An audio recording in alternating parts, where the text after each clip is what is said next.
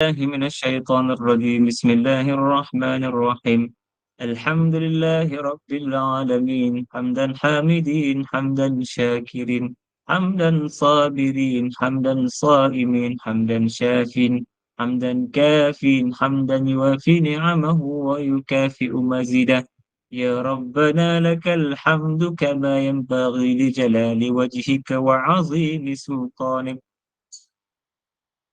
اللهم صل على سيدنا محمد في الأولين والآخرين وسلم ورضي الله تبارك وتعالى عن ساداتنا أصحاب رسول الله أجمعين اللهم اغفر لنا ذنوبنا ولوالدينا وارحمهم كما ربونا صغارا اللهم اغفر لنا ذنوبنا وإسرافنا في أمرنا وثبت أقدامنا وانصرنا على القوم الكافرين اللهم اغفر لنا ذنوبنا ما قدمنا وما أخرنا وما أعلنا وما أسررنا وأنت أعلم منا بذنوبنا فاغفر لنا ذنوبنا عامة برحمتك يا أرحم الراحمين اللهم إنا نسألك الهدى والتقى والعفاف والغنى اللهم إنا نسألك موجبات رحمتك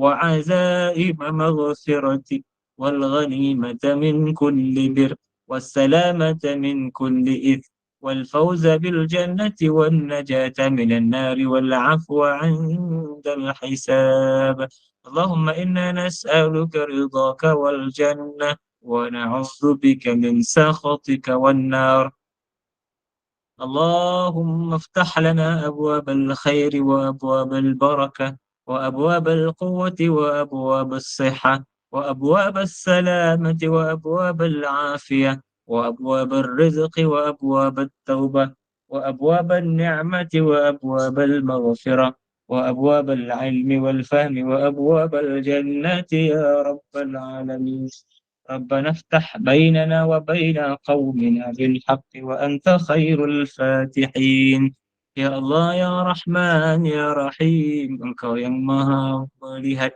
Engkau yang maha mendengar, Engkau yang maha mengetahui, Engkau yang maha berkuasa menentukan atas setiap sesuatu. Ya Allah, Ya Tuhan kami, ampunilah segala dosa kami, Ya Allah. Segala dosa kami, Ya Allah. Ya Allah, segala dosa kami, Ya Allah, ampunilah segala dosa kami, Ya Allah. Kami memohon keampunan-Mu, Ya Allah, pada waktu ini, pada ketika ini, Ya Allah. Ampunilah segala dosa kami, Ya Allah. Sesungguhnya, Ya Allah, sekiranya Engkau tidak mengampunkan kami, Ya Allah, nescaya kami akan tergolong dalam golongan orang-orang yang rugi. Ya Allah, ya Tuhan kami, Ya Allah, kami sadari, kami ketahui, kami insafi, Ya Allah. Sekiranya Engkau tidak ampunkan dosa kami, Ya Allah, apalah, Ya Allah, apalah gunanya diri kami ini, Ya Allah. Hidup di atas muka bumi ini tanpa pengampunan-Mu, Ya Allah. Sesungguhnya kami terlalu banyak melakukan dosa dan kesalahan, Ya Allah. Yang kami sedar, yang kami tak sedar, yang kami tahu dan kami tak tahu, Ya Allah. Ampunilah segala-galanya, Ya Allah, dengan rahmat-Mu, Ya Allah. Dengan kasih sayang-Mu, Ya Allah, Ya Rabbal Alamin. Ya Allah, ya Tuhan kami, jika ada orang yang sakit di kalangan kami, Engkau sembuhkanlah. Jika ada orang yang berduka cita, Ya Allah, Engkau gembirakanlah. Jika ada orang yang susah hati, Ya Allah, Engkau tenangkanlah. Jika ada orang yang dalam kesempitan, Engkau lapangkanlah. Jika ada orang yang miskin di kalangan kami, Engkau kayakanlah. Jika ada orang yang sedang menghadapi ujian peperiksaan, Engkau kurniakanlah kejayaan kepadanya. Jika ada orang yang sedang bermusafir di kalangan kami, Ya Allah, Engkau sampaikanlah kepada destinasinya dengan selamat dan sejahtera. Ya Allah, Tuhan kami, jika ada orang yang memohon dan meminta kepadamu, Ya Allah, sebarang hajat daripada hajat dunia dan akhirat, Ya Allah, maka Engkau redha kepadanya, ya, dan padanya ada kebaikan. Engkau kabulkanlah segalanya, perkenankanlah segalanya, Ya Rabbal Alamin. Allahumma anta syafi, Ya Allah. اللهم أنزل علينا دواء من دوائك وشفاء من شفائك ورحمة من رحمتك وبركة من بركاتك على هذه الأوجاع والأسقام والأمراض فتبرأ فتبرأ فتبرأ بإذن الله إلهنا علمك كاف عن سؤالنا، اكفنا بحق الفاتحة سؤالا، وكرمك كاف عن مقالنا، أكرمنا بحق الفاتحة مقالا، وحصل ما في ضمائرنا، وهو شفاء لأمراضنا، وهو شفاء لأمراضنا، وهو شفاء لأمراضنا، ويشفي صدور قوم مؤمنين، وشفاء لما في الصدور، وهدى ورحمة للمؤمنين، فيه شفاء للناس، وننزل من القرآن ما هو شفاء ورحمة للمؤمنين، وإذا مرضت فهو يشفين، قل هو للذين آمنوا هدى وشفاء، شفاء عاجلا، شفاء لا يغادر سقما ولا ألما إلا شفاء. Ya Allah ya Tuhan kami, ya Allah ya Tuhan kami, Engkau limpahkanlah ya Allah keberkatan ya Allah, limpahkanlah rahmat-Mu dan keredaan-Mu dan keberkatan-Mu ya Allah kepada kumpulan sahabat pencinta Al-Quran yang sentiasa ya Allah berusaha gigih ya Allah, komitmen dan begitu istiqamah ya Allah untuk menghidupkan setiap waktu dan ketika ya Allah membaca Al-Quran, mempelajari ilmu Al-Quran, mentadabbur Al-Quran. Ya Allah Tuhan kami, Engkau masukkanlah hidayah ke dalam hati kami, Engkau kurniakanlah ya Allah taufik-Mu kepada kami ya Allah agar dapat kami melaksanakan apa yang telah kami pelajari. Ya Allah ya Tuhan kami, keberkatilah ya Allah seluruh ahli, seluruh sahabat-sahabat, rakan-rakan yang sentiasa dan setia bergabung pada setiap waktu ya Allah. Kurniakanlah rahmat Al-Quran kepada kami ya Allah, syafaat Al-Quran kepada kami ya Allah, sejak dari dunia lagi sehinggalah kami bertemu denganmu ya Allah ya Rabbal Alamin. Rabbana alaika tawakkalna wa ilaika anabna wa ilaikal masir. ربنا آتنا من لدنك رحمة وهيئ لنا من أمرنا رشدا. ربنا آتنا في الدنيا حسنة وفي الآخرة حسنة وقنا عذاب النار. وصلى الله على سيدنا محمد وعلى آله وصحبه وسلم، والحمد لله رب العالمين. الحمد لله. تقبل الله. السلام عليكم ورحمة الله وبركاته. بسم الله والصلاة والسلام على رسول الله وعلى آله وصحبه ومن نصره ووله. يا ربي لك الحمد حتى ترضى، ولك الحمد إذا رضيت، ولك الحمد بعد الرضا. يا ربي لك الحمد كما ينبغي لجلال وجهك وعظيم سلطانك. اللهم صل وسلم وزد وبارك وأنعم على سيدنا مولانا محمد وعلى آله وصحبه وبارك وسلم. Alhamdulillah, marilah sama-sama kita mengucapkan setinggi-tinggi dan sebanyak-banyak syukuran kita kepada Allah Subhanahu wa taala kerana mengizinkan kita bertemu pada malam ini dalam satu suasana yang penuh ketenangan, kedamaian di kediaman masing-masing. Mudah-mudahan Allah Subhanahu Wa Taala memberikan ataupun memberkati segala nikmat yang telah diberikan kepada kita, insya-Allah. Amin ya rabbal alamin. Baik, pada malam ini sekitar 15 minit 20 minit saya akan sambung tadabbur ayat yang ke-9 ya daripada surah Al-Mulk. Ayat yang berbunyi A'udzubillahi minasyaitonirrajim. قالوا بلى قد جاءنا نذير فكذبنا وقلنا ما نزل الله من شيء إن أنتم إلا في ضلال كبير. Mereka menjawab, benar ada. Jadi bila ayat ni bermula dengan bala, mereka menjawab sebenarnya bala. Jadi apa soalan dia? Ya, kita sendiri akan tertanya-tanya apa soalan dia. Sekejap lagi kita tengok. Jadi mereka menjawab, benar, ada. Kalau ikut nadanya begitu, benar, ada. Sesungguhnya telah datang kepada kami seorang pemberi peringatan, tetapi kami mendustakannya. Dan kami katakan, Allah tidak menurunkan sesuatu pun. Kamu tidak lain. Kamu tu merujuk kepada orang yang memberi ataupun pemberi peringatan tadi. Kamu tidak lain hanyalah di dalam kesesatan yang besar. Maknanya sesat sangat. Jadi ayat ini kalau kita nak undur ke belakang, cerita tentang apa? Ayat ini cerita tentang sambungan daripada minggu lepas. Yang mana apabila ahli neraka itu mereka dah masuk ke dalam neraka, Allah cerita tentang sifat neraka ketika dia nak menyambut orang-orang yang masuk ke dalam neraka itu kan. Ayat yang minggu lepas bunyinya begini. A'udzubillahi minasyaitonirrajim.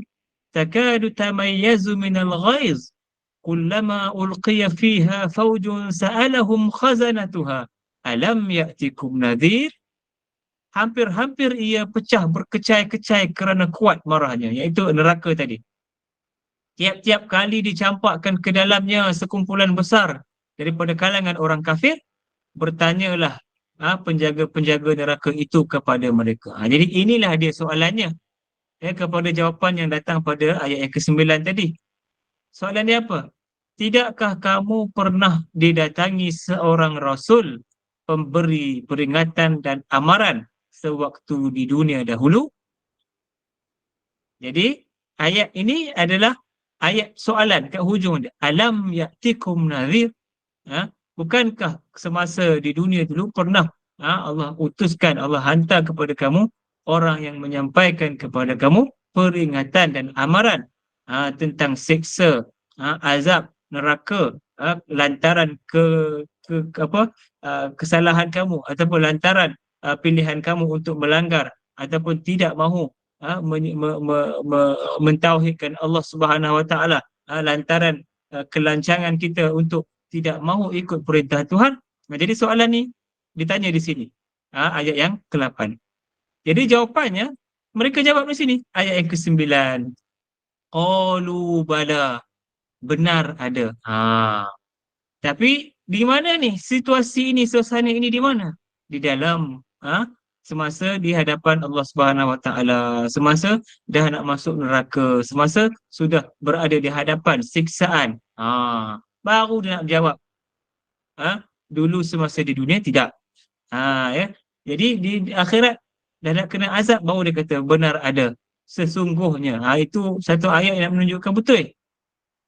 Sungguh affirmation, satu bentuk pengukuhan. Betul. Sesungguhnya telah datang kepada kami seorang rasul pemberi peringatan, tetapi kami mendustakannya. Maknanya tak mau ikut. Bahkan kami katakan Allah tidak menurunkan sesuatu pun. Maknanya tak ada apa yang Tuhan turunkan. Rasul tak ada, Quran tak ada, apa pun tak ada. Macam tu.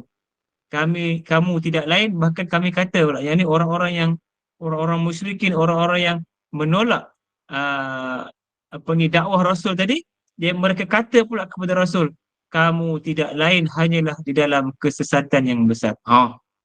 Orang yang mendakwah kepada mereka pula dituduh sesat, dituduh menyeleweng, dituduh menyimpang daripada kebenaran.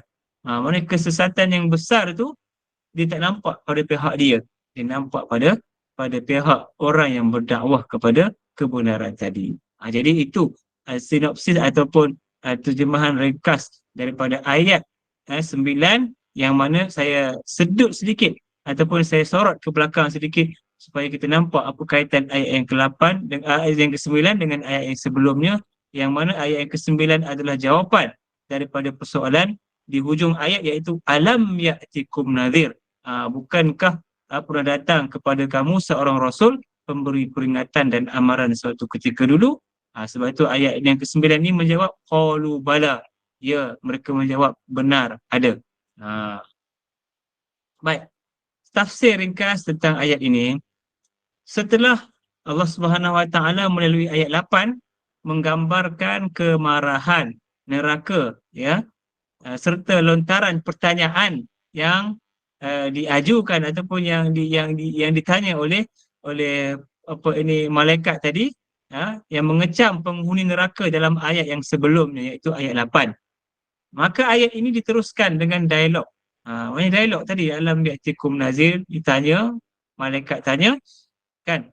Maka ayat ini diteruskan dengan dialog ahli neraka yang menzahirkan penyesalan mereka. Mereka jawab, qalu bala, ya ada dulu. Kan? Mereka datang beri peringatan kepada kami, tapi kami yang mendustakan. Maksudnya kami tidak mengikut, kami menolak, kami mengkufuri segala dakwah yang disampaikan kepada kami. Bahkan kami kata mereka pula yang sesat. Begitu. Kan? Jadi orang-orang kafir bila masuk dalam neraka, mereka sudah tidak ada hujah lagi. Dah duduk di depan neraka, tu dia. Inilah dia azab yang pernah disebut oleh pemberi peringatan, oleh Rasul. Inilah dia siksaan yang pernah diceritakan oleh Rasul kepada kami. Jadi terpaksalah akhirnya mereka mengakui memang sungguh telah datang kepada mereka seorang Rasul yang memberi peringatan. Maksudnya dulu dah datang dah Rasul bagi tahu kepada mereka. Tetapi mereka tetap juga mendustainya dengan menolak dakwah dan menafikan semua kebenaran yang disampaikan. Jadi itu penyesalan. Itu penyesalan. Kemudian orang-orang kafir bukan sekadar mendustakan seruan para rasul, bahkan mereka turut mengejek dan mendakwa bahawa rasul dan para pengikutnya itulah yang sesat ataupun yang jauh daripada kebenaran. Maknanya ayat apa ini, in antum illa fi dhalalin kabir, kamu tidak lain hanyalah berada dalam kesesatan yang besar. Kata ahli tafsir, ini satu ayat menunjukkan kepada makna ejekan, kepada ejekan. Jadi sebenarnya refleks ataupun muhasabah yang kita boleh ambil daripada ayat ini, ya, secara orang kata apa, mafhum yang kita boleh faham daripada ayat ini, setiap orang daripada kita telah disampaikan peringatan, ya, telah menerima ajaran, kita dah belajar, kita dah orang kata apa, dah dipimpin dalam kelas-kelas ilmu, ustaz dah sebut, kita dah dengar dalam ceramah-ceramah agama, atau kita pernah orang kata apa, diberi nasihat secara khusus tentang sesuatu perkara. Tapi balik-balik kita tak mau ikut, balik-balik kita ingkar. Ini bukan persoalan kita tak mampu melawan hawa nafsu, itu lain, ya. Tak mampu melawan amarah dalam diri kita, itu satu benda lain. Ini memang yang saya nak ceritakan ataupun dalam ayat ini memang ditolak. Memang dia sendiri memilih untuk memilih kesesatan, menafikan dakwah, mendustakan dakwah Nabi dan Rasul. Jadi orang memilih untuk tidak mahu mendengar nasihat yang disampaikan oleh guru. Contohnya kan, orang kata, jangan makan harta pusaka. Itu hak orang. Dalam harta pusaka tu ada hak adik-beradik yang lain. Mesti dibahagikan mengikut hukum Allah Subhanahu Wa Taala dengan cara faraid dan sebagainya. Kan? Ataupun dibagi dengan suka sama suka. Tapi suka sama suka pun itu sekejap saja, sebab dah ada hukum yang ditetapkan oleh Tuhan, mesti dibagikan cara faraid. Kan? Jadi kita memilih untuk biarkan, tak nak dengar nasihat tu. Kita memilih untuk pegang harta tu, untuk kita simpan. Sedangkan apabila mati seseorang itu, harta itu bukan lagi milik dia.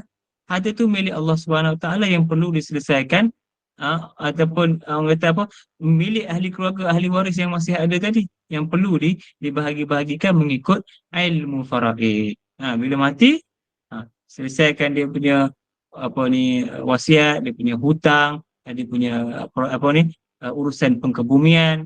Last sekali akhirnya faraid lah. Apa yang tinggal daripada harta itu faraid, rumah ke, kereta ke, kan. Tidak boleh kita biarkan harta pusaka itu buruk, usang, terbiar macam tu saja. Itu benda yang berlaku dalam masyarakat kita. Ada tak orang sampaikan nasihat tentang itu kepada kita?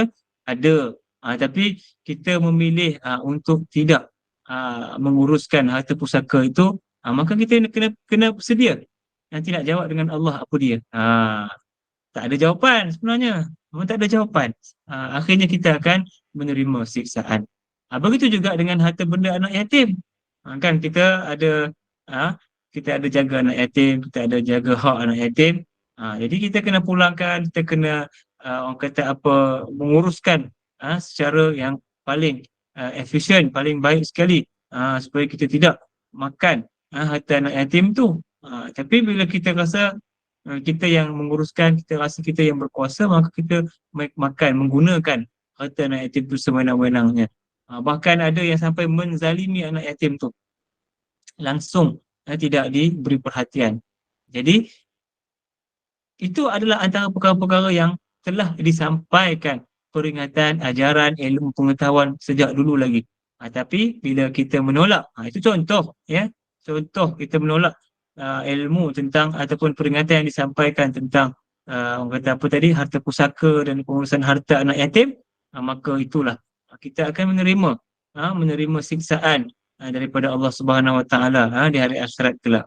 Jadi itu ayat ini bukanlah cerita tentang itu sebenarnya, tapi menceritakan tentang kekufuran ataupun penolakan ataupun keingkaran untuk menerima dakwah dan seruan kepada kebenaran. Jadi Az-Zamakhsyari, ya, seorang apa ini ahli tafsir menyebutkan bahawa hujung ayat ini juga boleh ditafsirkan sebagai kata-kata malaikat penjaga neraka, ya, terhadap orang kafir yang sesat akibat perbuatan mereka ketika di dunia dulu.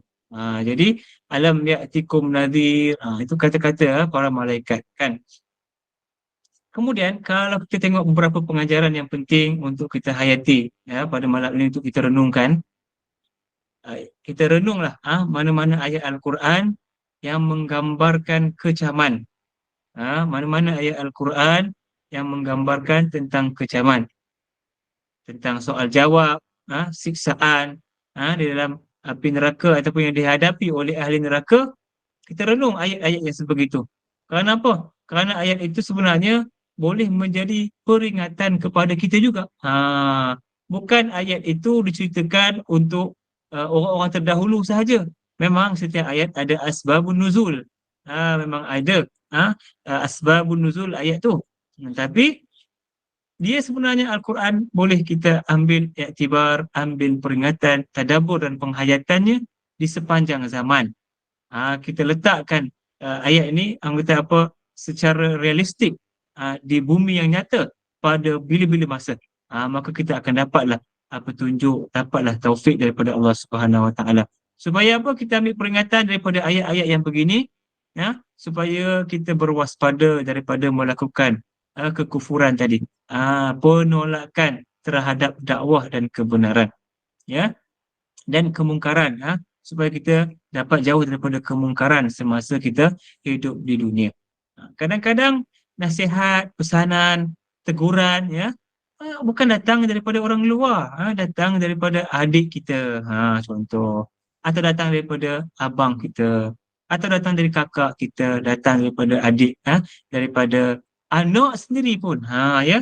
Apabila kita hantar anak kita pergi belajar, dia ada ilmu, maka kalau dia nampak kesilapan kita, dia ada hak untuk tegur. Jadi kita juga ada hak untuk apa? Mendengar teguran dia. Mendengar, mengambil nasihat. Hak tu maksudnya tanggungjawab. Ya, dia bertanggungjawab menegur kita, kita bertanggungjawab menerima teguran dan nasihat.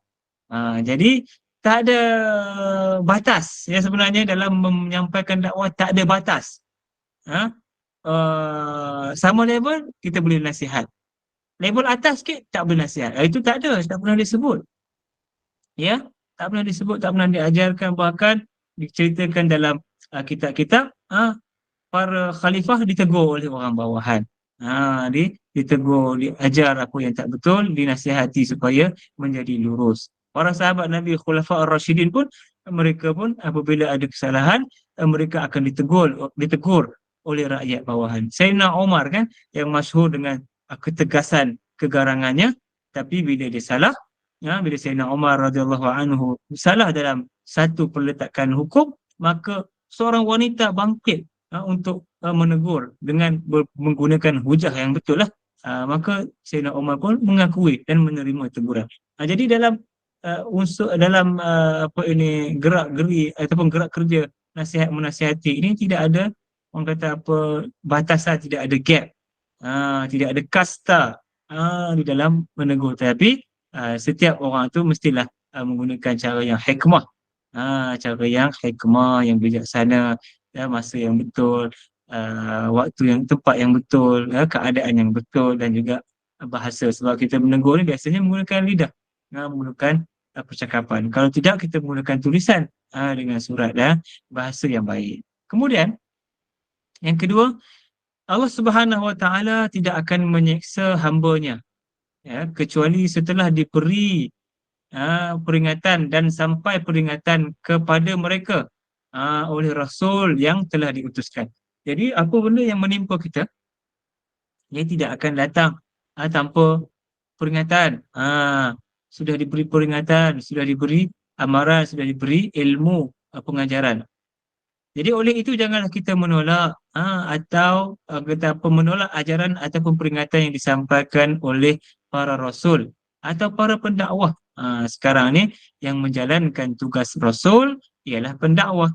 Kan dalam hadis Nabi sallallahu alaihi wasallam, Nabi menyebut al-ulama'u warathatul anbiya.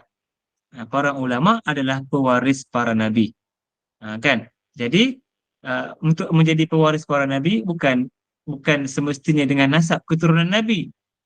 Kan? Nampak ya dalam hadis ni Nabi sallallahu alaihi wasallam mengatakan untuk menjadi pewaris nabi, mewarisi harta peninggalan nabi, apa dia? Ilmu pengetahuan agama yang betul. Jadi untuk menjadi pewaris nabi bukan dengan nasab keturunan. Itu memang betul lah, memang nasab keturunan itu dah tentulah kan ahli waris nabi. Tapi yang lebih umum lagi ialah pewaris Nabi ialah orang yang berilmu. Al-ulama, orang yang menyampaikan ilmu, dialah pewaris Nabi kerana dia meneruskan perjuangan apa yang telah diperjuangkan oleh para Nabi. Jadi bila pendakwah mengajar kita, memberitahu kepada kita, jadi itu kita kena ambil perhatian kerana dia adalah penyambung kepada mata rantai perjuangan para Rasul. Jadi yang para pendakwah yang menyeru ke arah kebaikan dan mencegah daripada kemungkaran.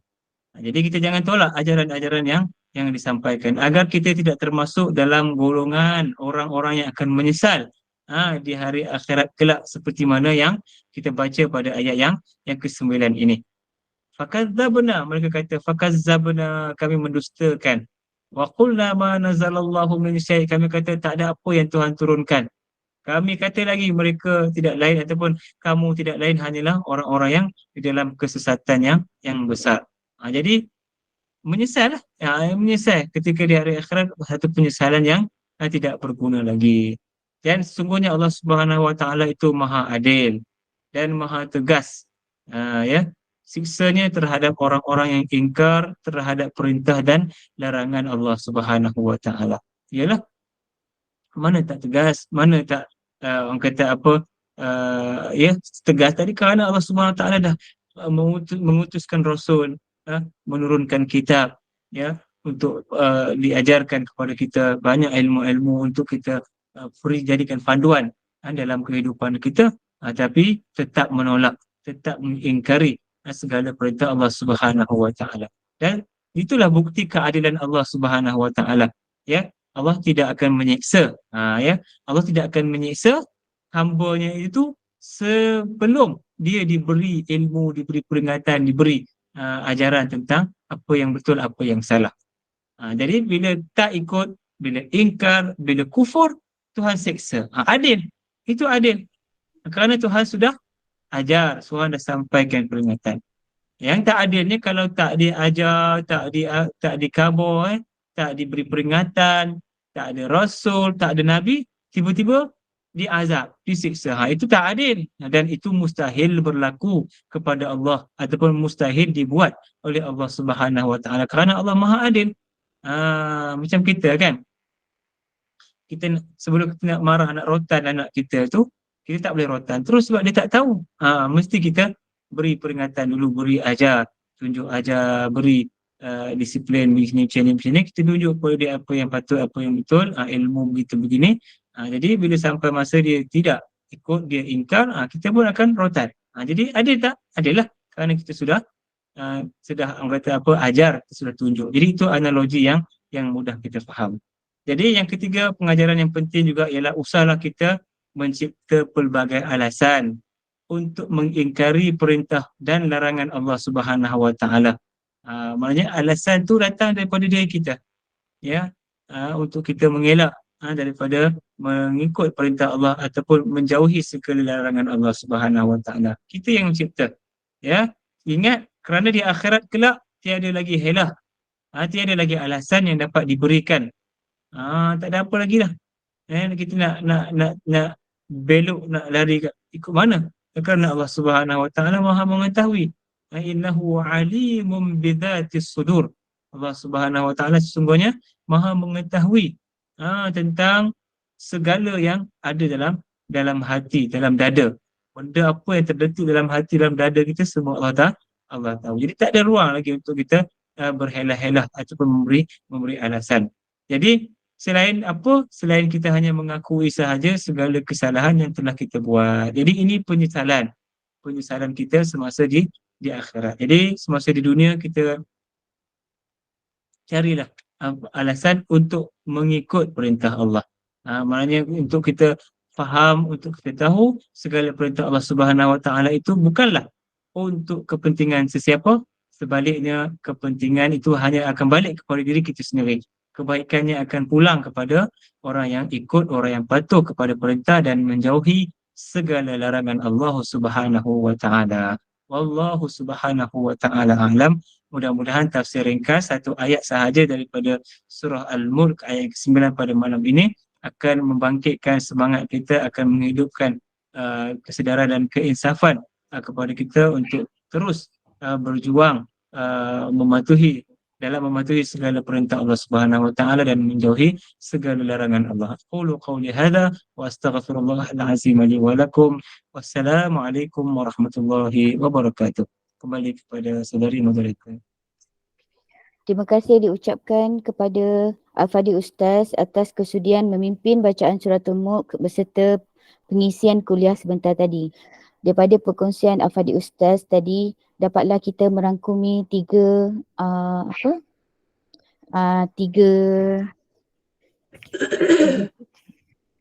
perkara ya. Contohnya, yang pertama, apakah yang menghalang dari kita menerima peringatan? Jauhilah sifat sombong, angkuh dan ego kerana sifat inilah yang akan menghalang kita menerima peringatan. Sebab kita rasa kita bagus, ada semua benda dan tak perlukan bantuan daripada orang lain. Yang kedua, bebaskanlah diri daripada kejahilan kerana kejahilan ini merupakan penyakit yang membinasakan manusia. Dan yang ketiga, belajarlah dari kejahilan orang kafir yang mengatakan Allah tidak menurunkan sesuatu pun. Kerana sesungguhnya Al-Quran itu merupakan segala solusi permasalahan umat ada di dalam Al-Quran. Dan jangan melampau mengambil solusi lain berbanding Al-Quran. Maka berhati-hatilah. Semoga kita mendapat ilmu yang berkah dan faham dengan apa yang telah kita pelajari dan menjadikan panduan dalam kehidupan kita. Semoga kita juga diberi peluang lagi untuk bersama-sama dengan Al-Fadhil Ustaz pada masa akan datang, insya-Allah. Baiklah, saya serahkan semula majlis kepada Al-Fadhil Ustaz untuk menutup majlis dengan tasbih kafarah dan suratul As. Dipersilakan Ustaz. Terima kasih. Terima kasih. A'udzubillahi minasyaitonirrajim. Bismillahirrahmanirrahim. Subhanakallahumma wa bihamdika asyhadu an la ilaha illa anta astaghfiruka wa atubu ilaik. Bismillahirrahmanirrahim. Wal 'asri innal insana lafi khusr illa alladhina amanu wa 'amilus solihati wa tawasaw bil haqqi wa tawasaw bis sabr. Amin ya rabbal alamin. Terima kasih semua. Assalamualaikum. Terima kasih Ustaz. Terima kasih Ustaz. Assalamualaikum. Terima kasih Ibu. Waalaikumsalam warahmatullahi wabarakatuh. Terima kasih perempuan. Terima kasih Pak Moderator. Sama-sama. Terima kasih. Assalamualaikum warahmatullahi wabarakatuh. Sama-sama. Waalaikumsalam warahmatullahi wabarakatuh. Terima kasih Puan Admin. Sama-sama. Sama-sama. Terima kasih Pak Ikmal. Sama-sama.